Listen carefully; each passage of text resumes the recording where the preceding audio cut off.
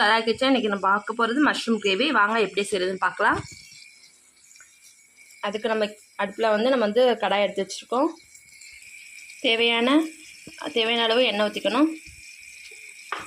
எண்ணெய் சூடாததும் சோம்பு போட்டுக்கணும். அடுத்து நம்ம கட் பண்ணி வச்சுருக்க 15 சின்ன வெங்காயத்தை ஆட் பண்ணிக்கணும். வெங்காயம் நல்லா பொன்னிறமாக வதங்கணும். நம்ம இதில் ஒரு கட் பண்ண தக்காளியும் கொஞ்சம் கருவேப்பிலையும் ஆட் பண்ணிக்கணும். இந்த சேர்த்து நல்லா வதக்கிக்கணும்.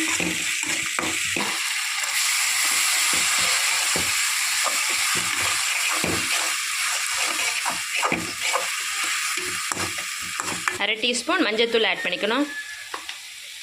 1 ஸ்பூன் மிளகாய்த்தூள் ஆட் பண்ணிக்கணும். தேவைக்கேற்ப உப்பு ஆட் பண்ணிக்கணும்.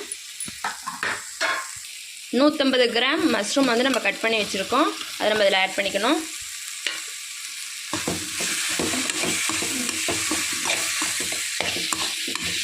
அரை டம்ளர் தண்ணி ஆட் பண்ணிக்கணும். பாருங்க, நல்லா கிரேவி நல்லா திக்காக ஆகிடுச்சு. இந்த ஸ்டேஜில் நம்ம ஸ்டவ்வை ஆஃப் பண்ணிடணும். ஆஃப் பண்ணிவிட்டு நம்ம கட் பண்ணி வச்சுருக்க கொத்தமல்லியை நம்ம மேலே ஆட் பண்ணிக்கணும். நம்மளோட மஷ்ரூம் கிரேவி ரெடி ஆகிடுச்சு. இப்போ நம்ம ஒரு பவுலில் இதை ட்ரான்ஸ்ஃபர் பண்ணிக்கிறோம்.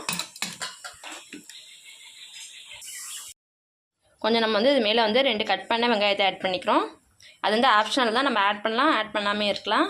வாங்க எப்படி இருக்குன்னு நம்ம டேஸ்ட் பண்ணி பார்க்கலாம்.